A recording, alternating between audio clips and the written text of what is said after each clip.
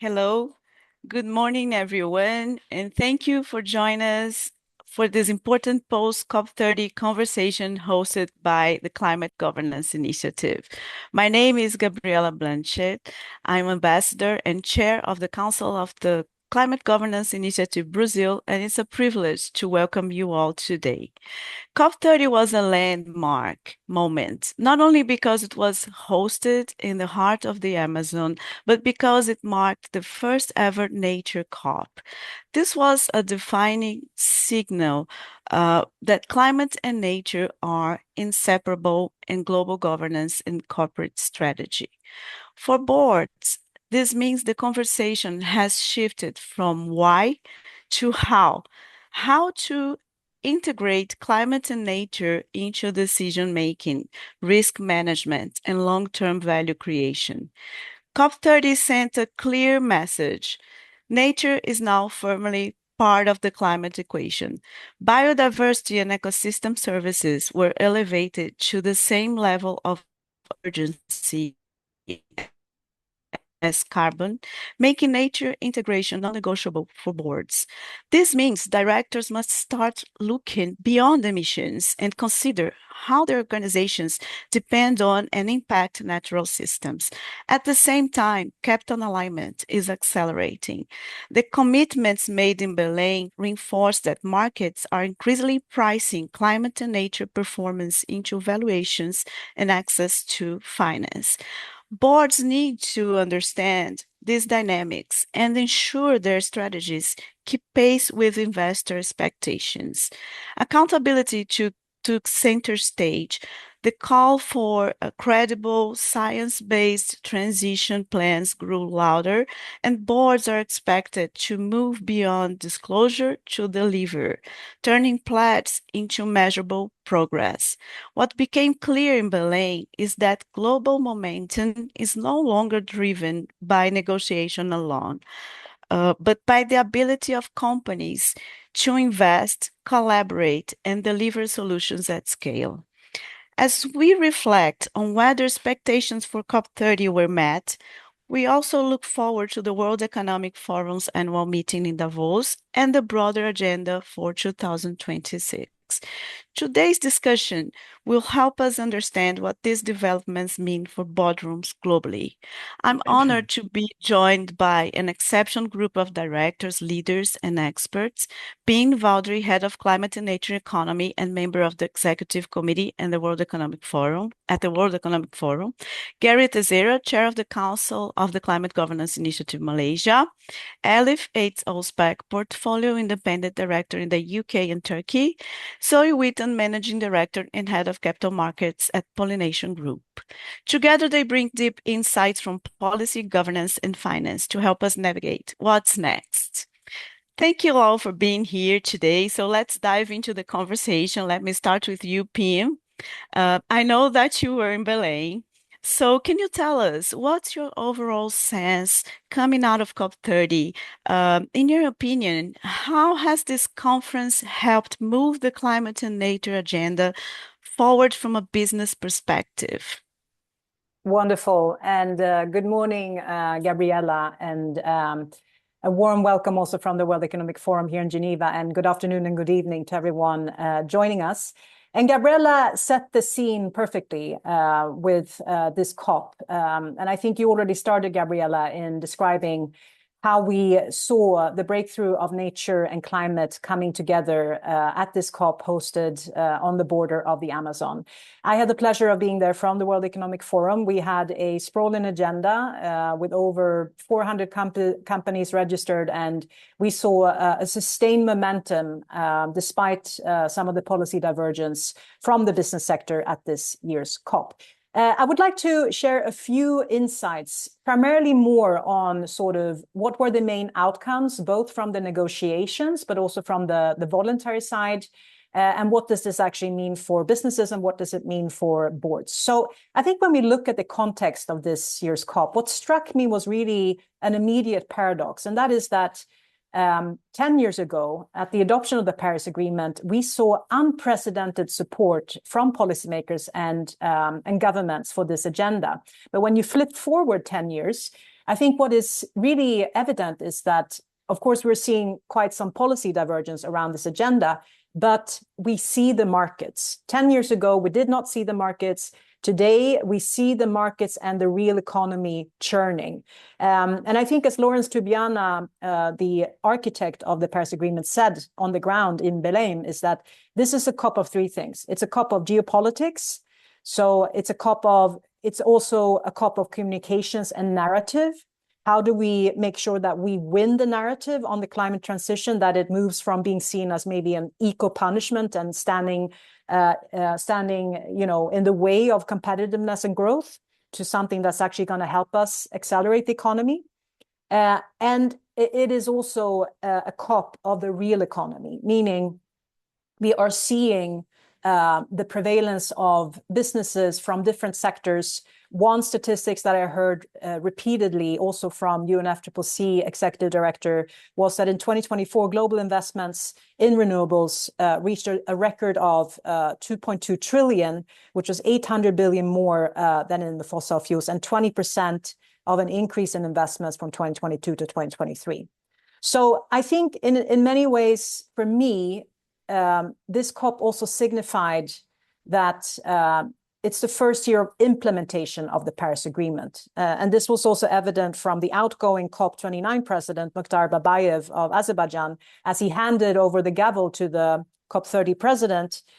He remarked that now the Paris rulebook has been completed and has been negotiated, and COP30 presents the first cycle really of implementation of real economy movement forward. So I thought that was quite interesting.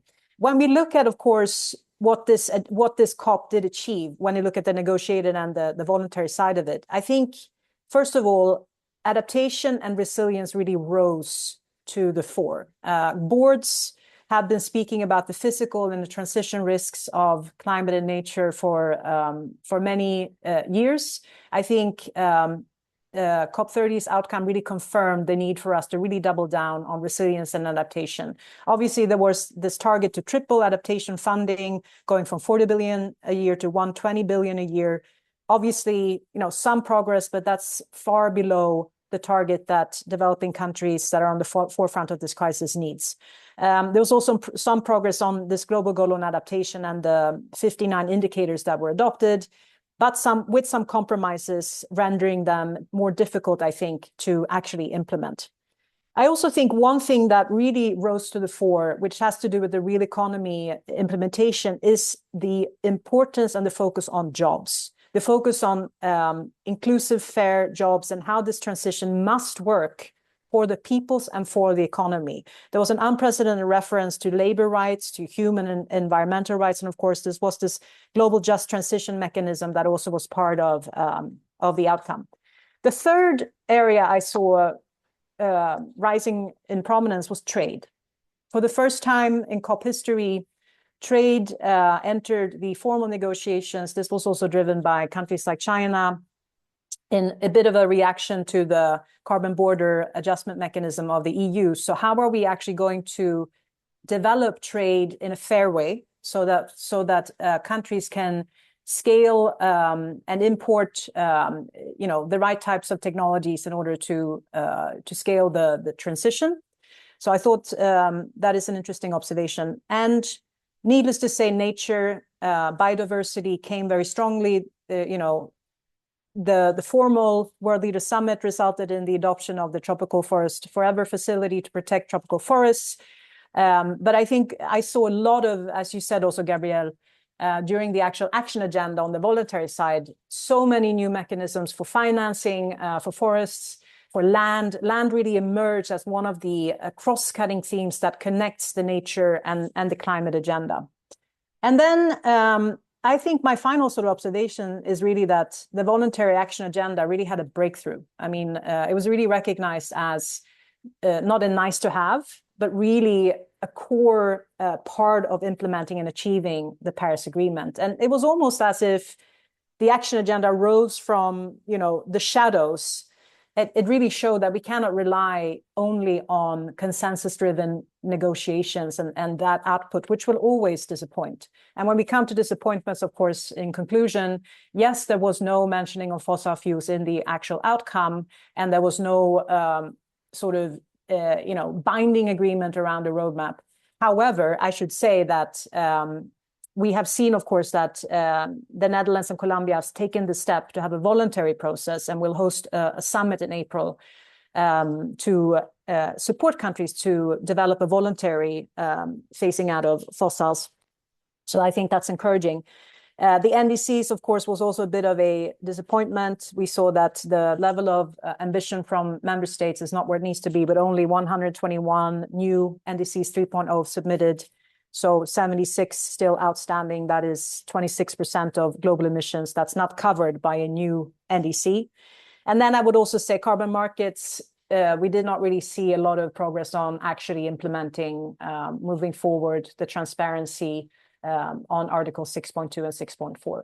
But in summary, I think that, as you said, Gabriela, boards would do well in really drilling down on resilience, really trying to also understand their nature, dependencies and footprint, and the state of play of ecosystem services, in addition to having a more comprehensive strategy, which is what we also want to achieve with the Climate Governance Initiative and the upcoming launch of our integrated principles for climate and nature governance. So all in all, very interesting, and I should also say hot and sweaty COP. Back to you, Gabriela.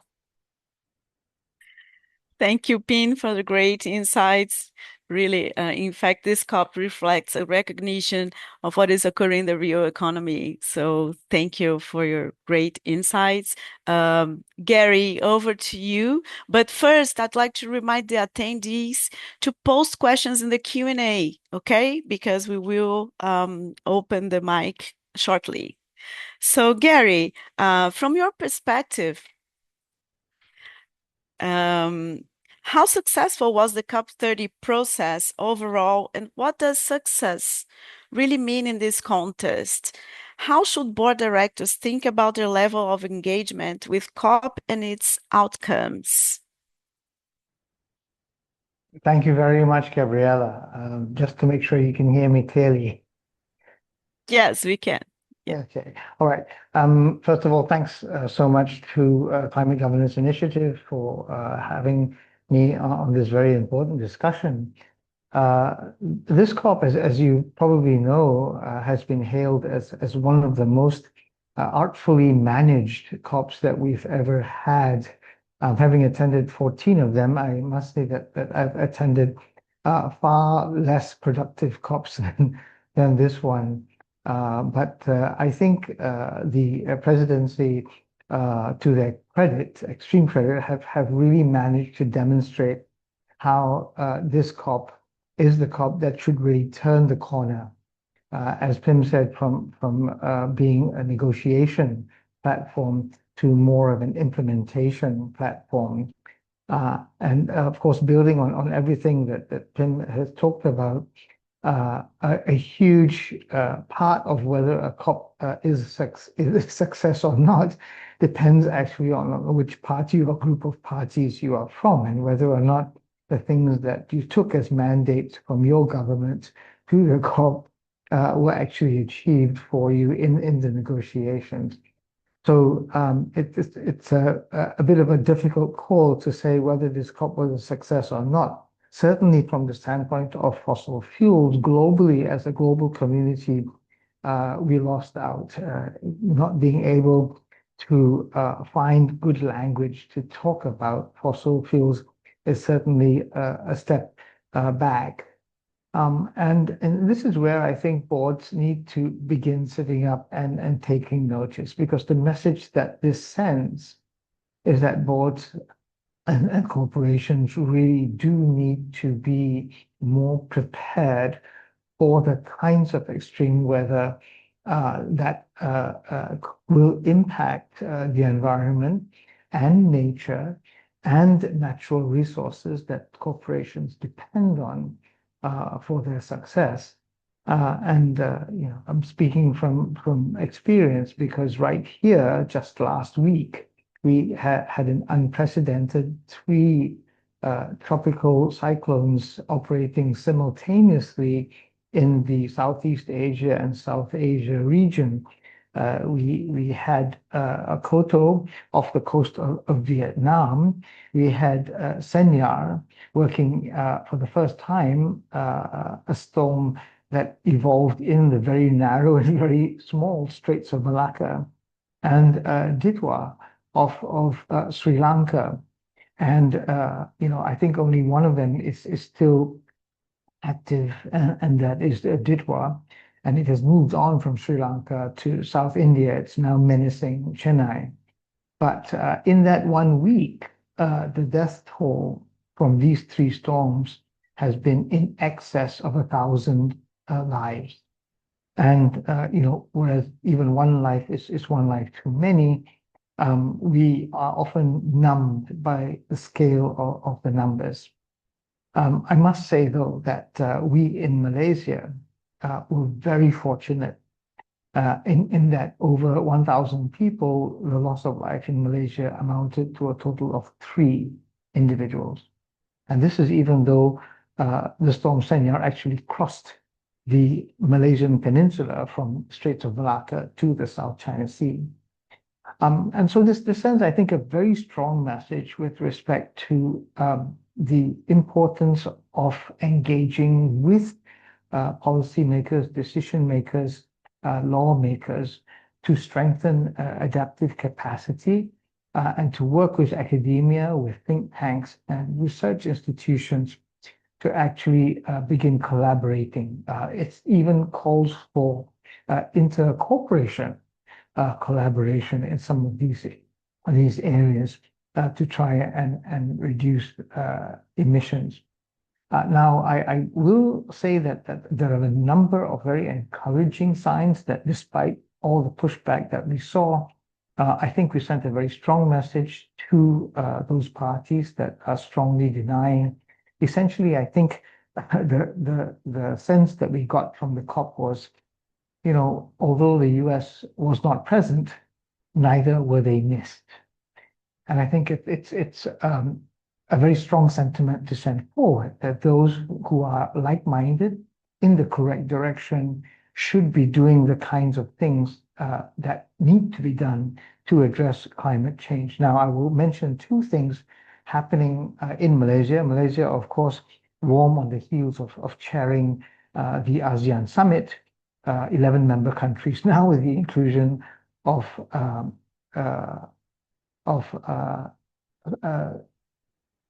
Timor-Leste, having the theme inclusivity and sustainability. But importantly, the Joint Committee on Climate Change, which is an industry regulated platform, just launched the new Sustainability and Transition Finance Guidance. And this is both for large and for small companies.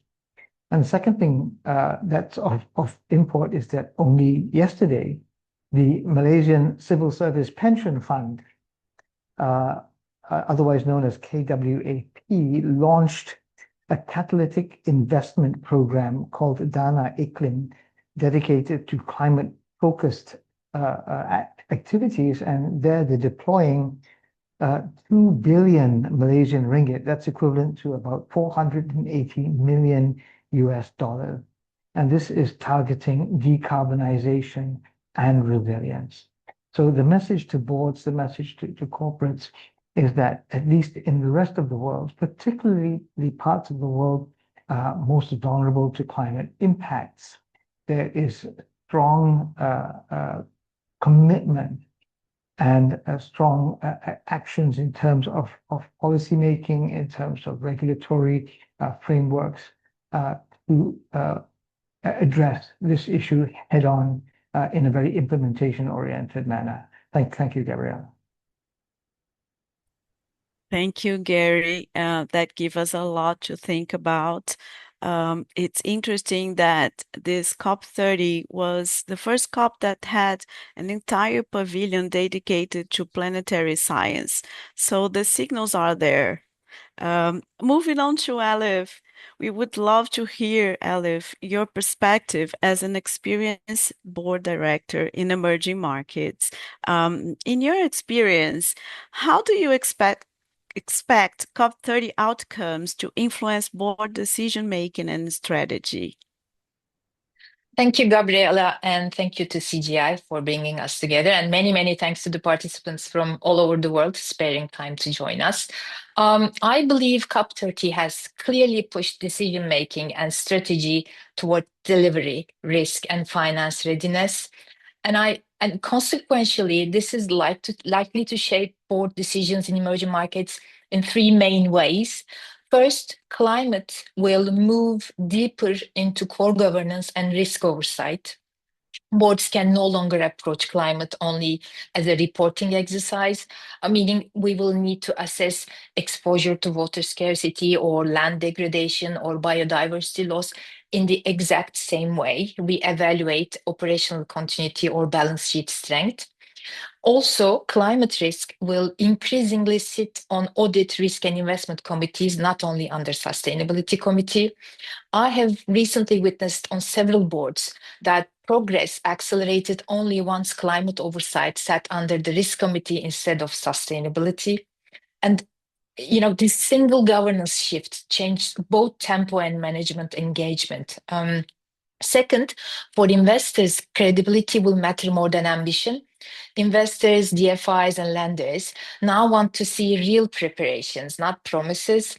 They look for a plan that shows that what the company will do, reliable data that explains the starting point, and a clear path for how the business will stay resilient when climate risks appear. We've seen COP30 shifting attention from targets to implementation capacity.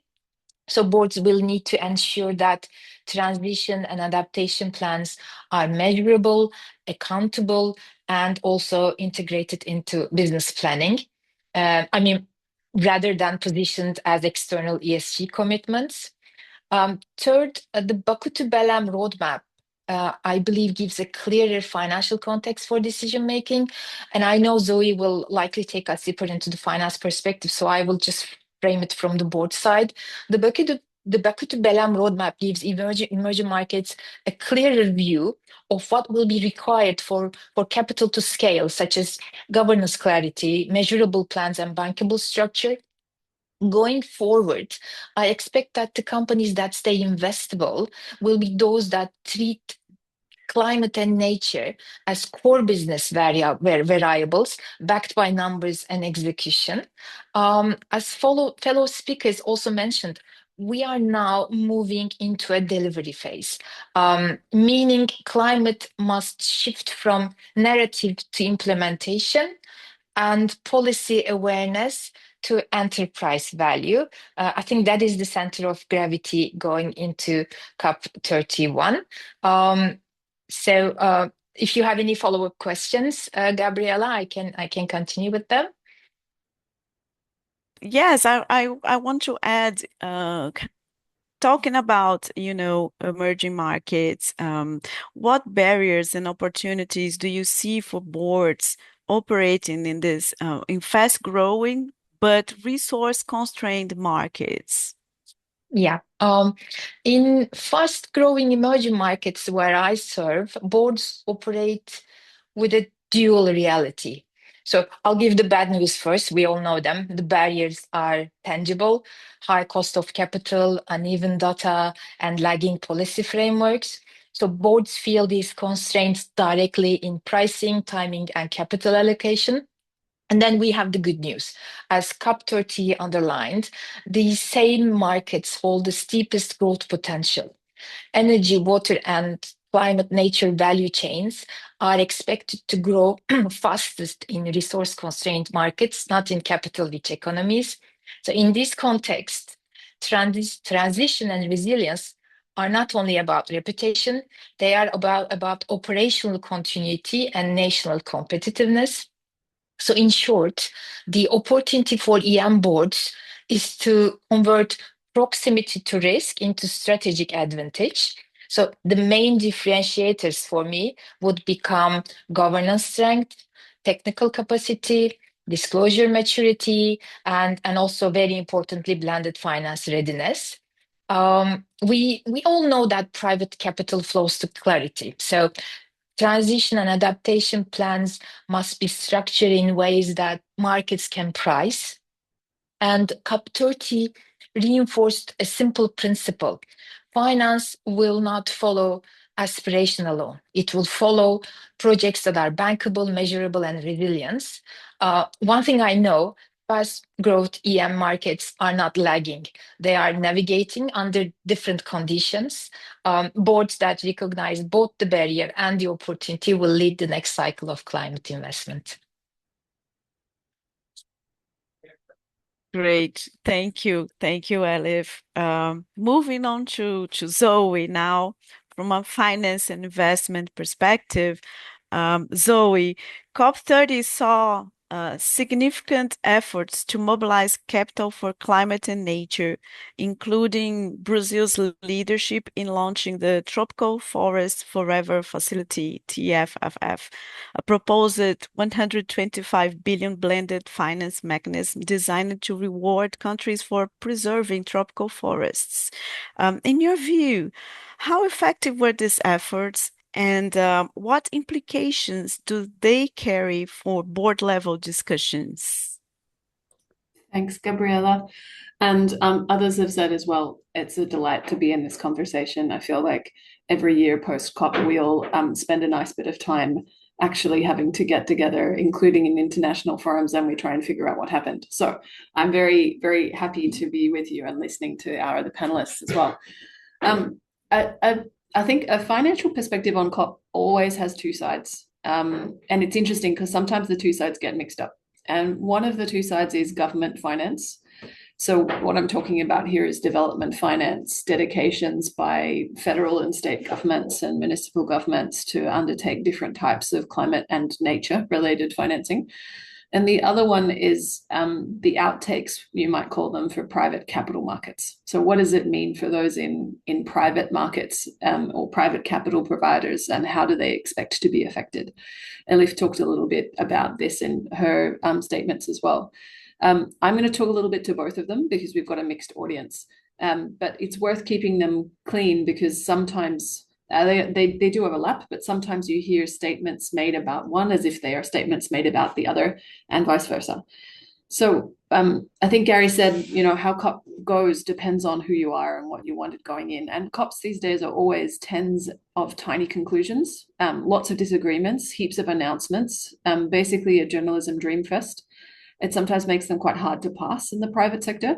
And finance, interestingly, sits under many of those discussions and disagreements, including at this COP. So often an ask for or a proposal for commitment on a subject like adaptation or on transition or on just transition then often comes about with an ask for government financing, so intergovernment financing. This was really clear across the board in a few big debates at COP30, including particularly around adaptation, which Pim has talked about, and Gary talked about as well. And when negotiations broke down sometimes on adaptation, a lot of the time it would come back to financing. So, how can I do these things if I don't have the financing I need to support them? So thinking about those two worlds, public finance and private finance, what did we see in public finance? So big hopes going in, as you noted, Gabriela, the Tropical Forest Forever Facility. There was a hope this would be successfully launched and funded. As you said, it's intended to be a $125 billion blended facility. It has a $25 billion tranche, which is public, a $100 billion intended tranche, which is private. Adaptation funding targets were big interest in having those lifted, and we had some success there. I'll get to that in a minute. A really big set of hopes around the climate finance commitments, including, as Elif was saying, regarding the Baku to Belém roadmap, which is the roadmap to try and get to $1.3 trillion aggregate transition or climate financing by 2030. And then, of course, loss and damage financing, which we've had some movement on in the last few COPs, but there's always a hope that this could be lifted, including allocation to existing vehicles that stand for loss and damage financing. So outcomes that we got in the final text, and I'm not going to, Gabriela, I'll leave it to you to pronounce the name of the text, so to speak. But the forest facility, in and around the text, the forest facility obviously got up a little bit. So I think we ended up with $6.6 billion US committed against that $25 billion target for the public tranche. So that's good. It's a good start. Adaptation funding, there is a call. It's a particular word, a call for efforts to lift adaptation funding 3x by 2035. Some people were quite disappointed by that because they felt that the language was too soft and the date was too far away. But others have made the point that it puts a line in the sand for adaptation funding. It continues to put it on the map. I'll come to that in a minute. Adaptation funding is currently about $27 billion per annum US, and that's against what was a $40 billion US per annum 2025 target. So that's this year. Initially, there was a number flying around, which was a proposed US 120 billion per A during some of the meetings, and it landed on a call to more than triple adaptation finance by 2035. So to Gary's earlier point, some people were feeling strong about that. Some people were feeling less strong and more outraged about that, but it is nonetheless quite a significant outcome. On climate financing, there have been ongoing arguments about goals set in Baku in COP29 of a US $300 billion per annum commitment by 2030, and the US 2035, and the US 1.3 trillion commitment as well.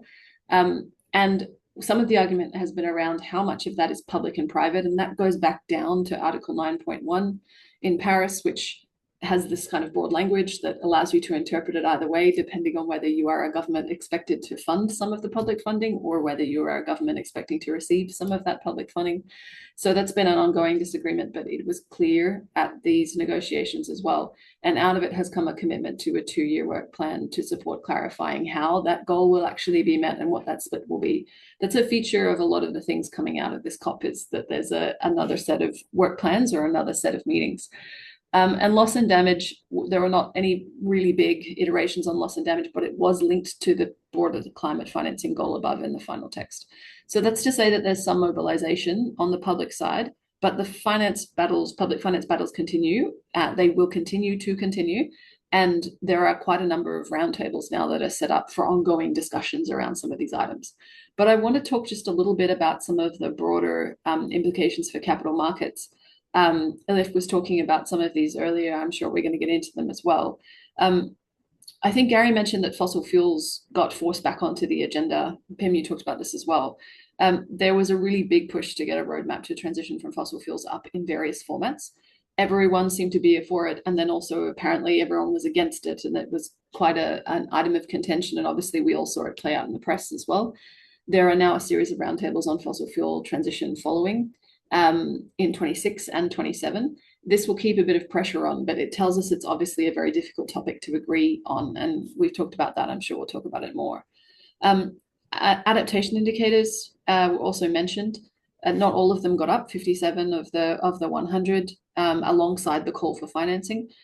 I note this because adaptation is becoming a bigger responsibility and need, and it will be passed on to relevant companies over time, if not immediately. But we see that as part of that ongoing wave and that push for adaptation and that ask for adaptation, which will come including in approvals. Trade was big. Pim mentioned this. That's around CBAM versus non-CBAM countries and mechanisms. This has been postponed again to a trade dialogue in Bonn in 26, 27, and 28, but it is very much on the agenda, and I think it's one of the things that's probably going to engage the private sector in COPs more and more as we go forward, and we'll expect to see more conclusions there. We saw some language, and we were expecting a bit more language around investment plans, government investment plans. So this is to say you have a transition plan. What is your investment plan? And this is relevant for the private sector because some of that money is coming from the private sector. So when governments build investment plans around transition, we expect to see the private sector engaged. We did see a language around governments being invited to develop investment plans for transition. So this continues to keep that idea on the map, and we know a few governments around the world are starting to engage in those processes. So that's something for boards and for the private sector to watch. And finally, I want to touch on the just transition mechanism as well. It was considered a victory. it's sort of it came up in the agenda quite quickly and very strongly. There was a bit of a pushback saying we don't need a mechanism, we just need an action plan. But we've ended up with a mechanism. And what this indicates, I think, for the private sector is a running agenda that is relevant for governments, but also for companies, which is about having to accommodate human rights and labor rights in transition situations. So this means closures, industry changes, even big trade changes. And this should continue to be a medium-range strategic interest for boards. Don't assume that you can move like you used to. So I'm going to stop there, Gabriela, because there's quite a bit in that. But all in all, a few big trends around obligations for capital providers and also the companies they provide capital to and boards, and a continuation of a bunch of previous trends. But there's a lot more in it, and I want to give us space to have discussion so we can get into some other questions.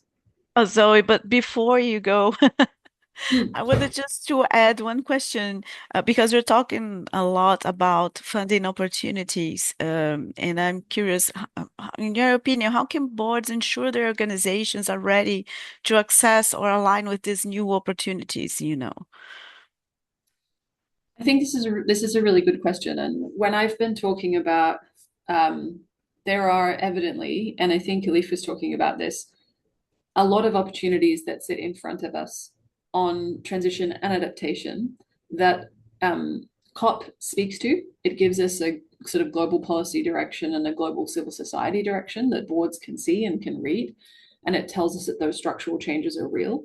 There's a huge number of funding opportunities around those, and you know, some boards are very, very engaged with those funding opportunities and very far progressed on them, and others less so.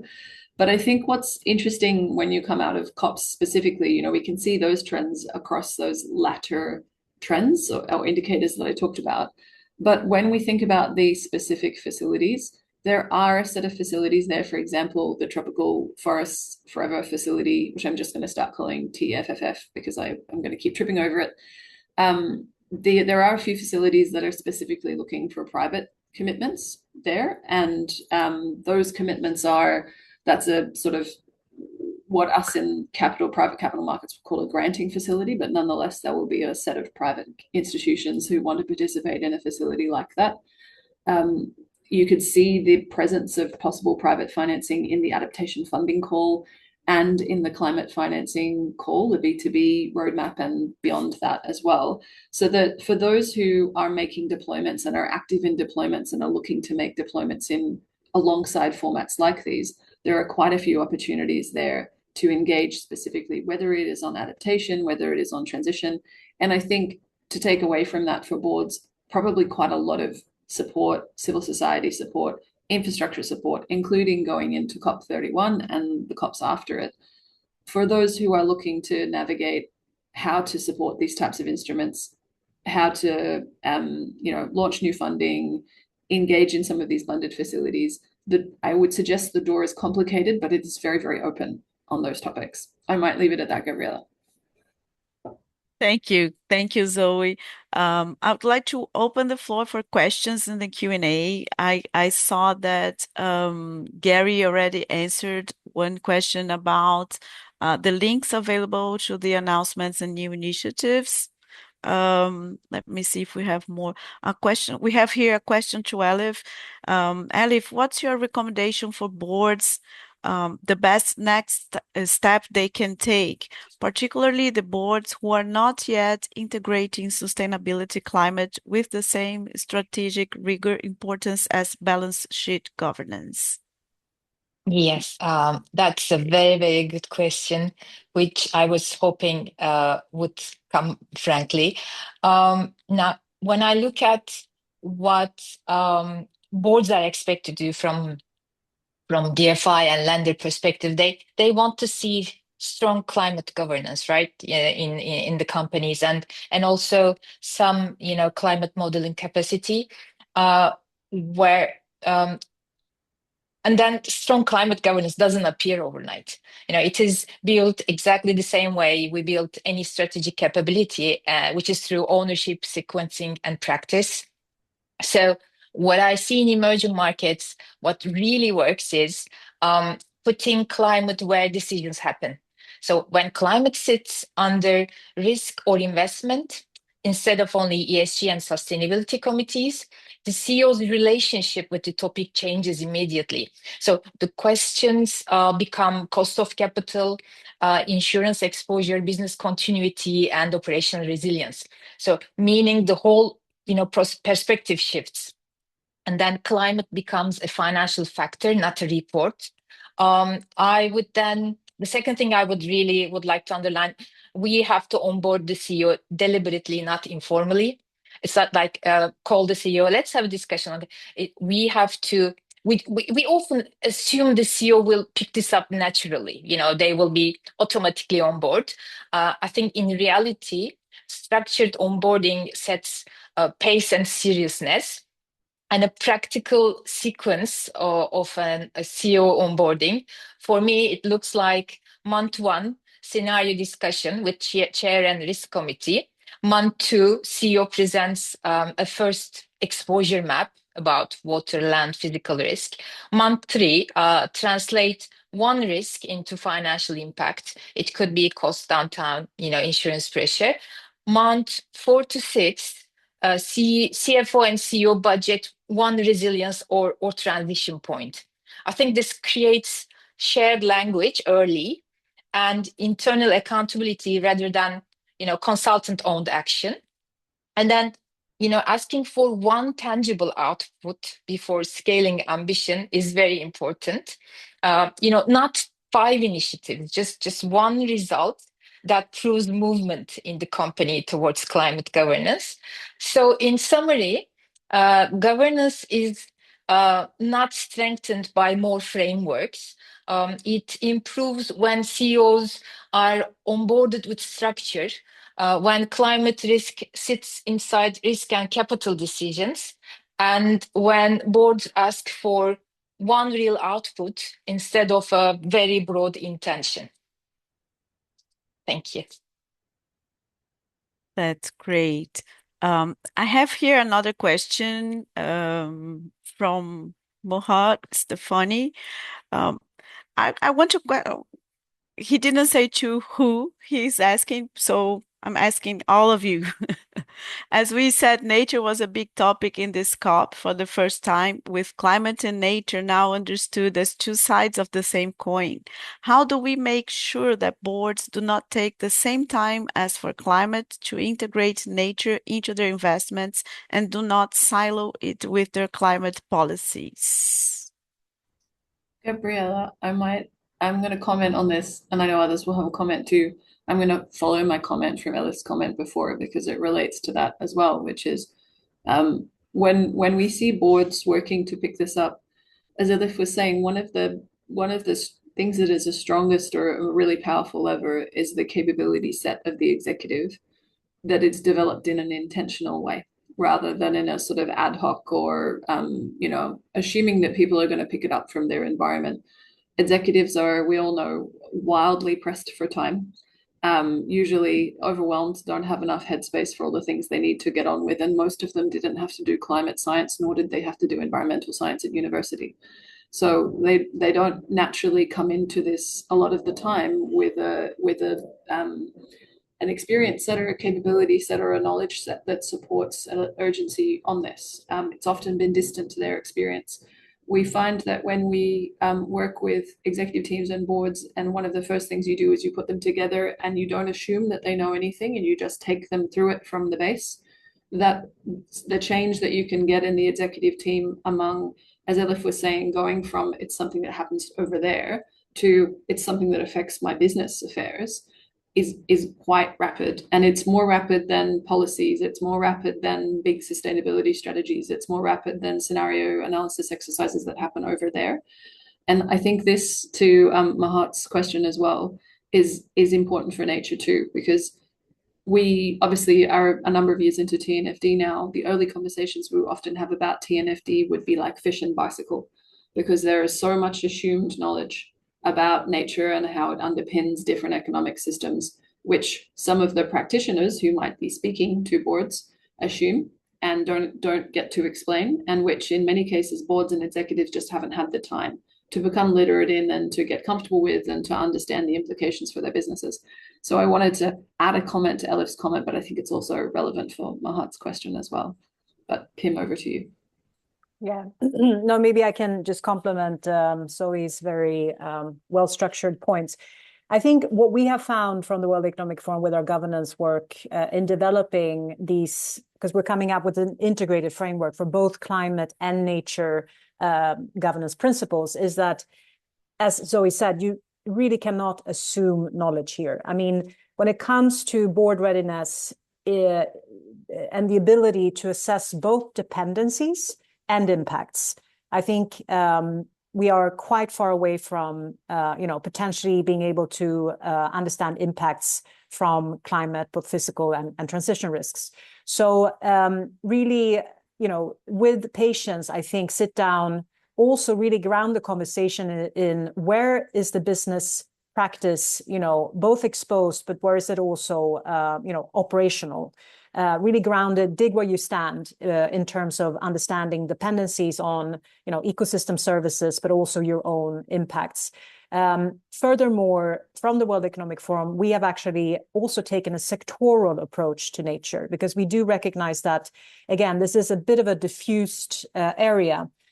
We have produced 8 sector transition strategies covering mining, covering automotives, covering cement. Now we're just coming out with one on tech, because we find that board executives, and also I would say, CEOs, when it comes to nature and biodiversity, do really benefit from taking a sectoral lens to help them assess, both the risks and the opportunities. And then also just coming back to what Elif said on how do we move this issue from only a risk to actually a capital allocation and strategic issue for capital allocation and impact and opportunity.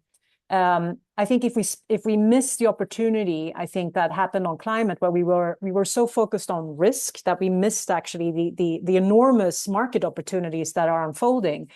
If we spend a bit more time on nature, really articulating the financial opportunities, I think we can also go a long way in equipping boards with the interest and the incentives to move on this. We are actually, coincidentally, because it's pre-Davos time, actually coming out with a report on 50 investable opportunities on nature that I'm happy to share to this community later, where we've actually worked with FIs, financial institutions, to really dig deep on, okay, let's analyze. We look at energy demand for data centers in the time to come. What types of technologies and demand for services is that going to require? It will require, looking at water scarcity. So what are some of the water management services and demands that is going to form market opportunities moving forward? So really breaking it down to something that is tangible and that boards can understand, not only as a risk, but also as an investable opportunity, would be my advice. Great point. I usually say that risks and opportunities are, sides of the same coin. Gary, over to you. Thank you, Gabriela. And just to build on the excellent points made by Elif, Zoe, and Pim, I think just the example of the extreme weather that we've experienced here in Southeast Asia has, already made boards and C-suites acutely aware that they can no longer even think of the success and sustainability of the business in terms of the business boundaries themselves. We saw that companies were impacted by interruptions and disruptions in supply chains, in water supplies, as surface water was contaminated by floods. In terms of mobility, look at any aerial photograph or satellite image, and you see that what's inundated is roads, it's rail, it's power substations which trip and turn themselves off. So, you may have, conducted all kinds of assessments to gauge the level of resilience of your factory. It might be above the floodwaters, but you might be surrounded by water. And that means, no feedstocks get in, no products get out. If your substation trips, you're without power. If the substation trips, the pumps that supply you with water are also out. So it's becoming increasingly clear that corporates need to start talking to each other and to the entities associated with the broader adaptation infrastructure. And it's so nice to see that finally adaptation and loss and damage are getting some funding. But I think from a corporate standpoint, it really means looking beyond the narrow borders of your sector, even into the general infrastructure of your national economy. And even if you're talking about feedstocks, regional economies from which you get your staples, flour, rice, spices, everything that we now take for granted. All of these pathways are now threatened. Thank you. Good point. We got another question here from Karina. Karina said that she heard mention this COP had a focus on planetary science. Any key overarching insights for boards about addressing physical perimeters? How might boards connect a focus here to the allocation of capital? Gabriela, I can have a go at this a little bit. We put together a report on the capital allocation integration for companies who are seeking, particularly on climate, so climate transition plans. Pim mentioned earlier that integration with capital allocation is something that happened later, slightly, on climate change versus a focus on risks at the outset. But there's been a huge amount of focus on this question of how do we actually make sure that not just risk or thinking or scenario analysis, but capital allocation and the forward planning and strategic planning of organizations is attached to climate, for example.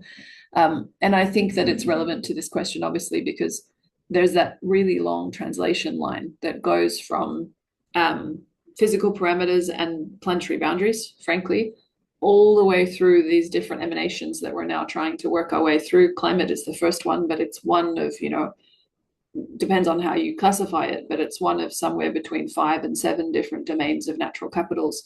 And we're trying to do the tracing and the connection that goes from those planetary boundaries now through those work programs and into capital allocation. The thing I would say about that, and support what Pim said earlier about the need to be sectoral with nature. When we engage with people on nature, we often engage with them and say, look, don't do it all at once. You're just going to wipe yourself out and get really overwhelmed. You need to figure out what's most relevant for your sector.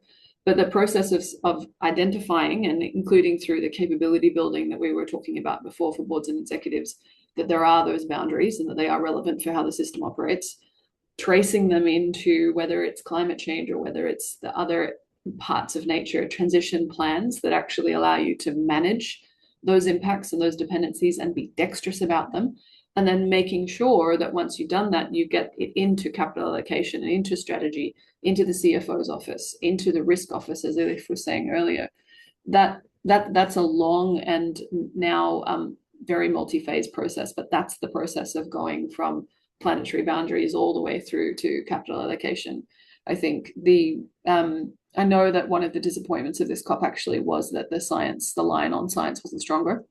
So there was not enough language supporting the sort of centrality of the IPCC. There was not enough language supporting the centrality of the science. I know that's disappointed quite a lot of counterparts in that sector, but nonetheless, the conversation that we're having about the inclusion of nature and also the inclusion of adaptation, it's part of the process of building that connective tissue that goes between planetary boundaries and then the day-to-day decisions that companies and executives have to make.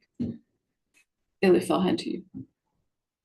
Thank you. Well, I will try to add a bit to what you explained perfectly, Zoe, and I will also try to repeat what has been already said. So when it comes to integrating nature, I think boards can.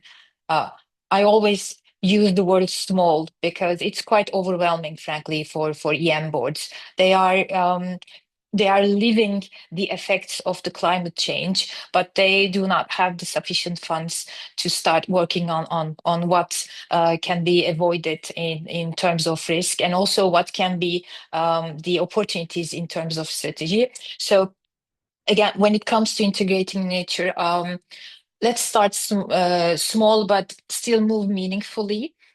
If I take the boards I serve as an example, I would approach it in 3 steps. First, I would ask the management where the business directly depends on nature. So land, water, biodiversity, or soil. Second, I would definitely test how many disruptions, I would try to test how any disruption to these could affect cost or operational continuity or valuation. Finally, I would request one resilience scenario, not a full TNFD framework, just one decision useful baseline that would help us understand exposure and options. So let me also add to what Pim said earlier, and I find that very, very important. Although I like to see nature risks being discussed in risk committees, nature is not only a risk topic. In many sectors, including infrastructure, where I have spent most of career, it's a growth frontier. Water efficiency, water management, regenerative supply chains, land-linked finance, and nature-positive infrastructure are all important growth opportunities for emerging businesses. And the same goes for insurance as well, where I serve on many insurance boards. And the current actuarials they do not work anymore. And there are new risks to be insured. And I think financial services should look at climate as also a growth opportunity. Thank you. Thank you, Elif. Well, we're almost here at the end of our webinar. I would like to ask all of you for the final remarks. But looking ahead, we know that we will have COP31, in Turkey with Australian presidency. So what would each of you like to see before COP31 to sustain momentum and deepen board level action? Who wants to start? I'm always happy to start. Zoe. There's a moment to think. I mean, I wanted to emphasize what Gary said earlier about adaptation. For me, when I think about what's really important going into next year, it's Turkish COP and a Pacific COP as well.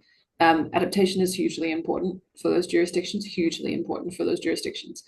And although we have got a public finance set of commitments we've sort of tried to put up there at this COP, we need adaptation funding models more broadly. It's something lots and lots of people are working on. Elif has noted it, Gary has noted it. It's a day-to-day experience of lots of people, a lot of companies now. How do I build this resilience when I don't even, sometimes have the funding just to run my business in the margins I need to achieve? The models that we need to see for adaptation funding are going to need a huge amount of work, and that's from the revenue side as well, not just from the investment side.